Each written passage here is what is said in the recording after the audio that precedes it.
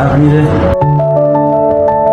ساعت 11:30 صبح محض اینکه برق میاد کولر اتصالی میکنم، اون لحظه آتیش میگیره. برای جلوگیری از این نوع حوادث تلخ به این چند نکته ایمنی دقت داشته باشید. در زمان قطعی برق وسایل پرمصرف از قبیل اتو، کولر، جارو برقی، ماشین لباسشویی و ظرفشویی را از برق جدا کنید.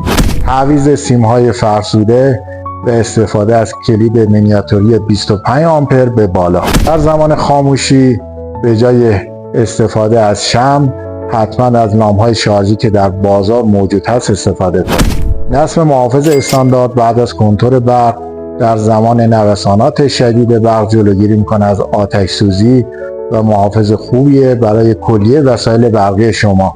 و در انتها از شما خواهشمندم برای جبران خسارات مالی حتما منازل خودتون رو بیمه آتش سوزی کنید.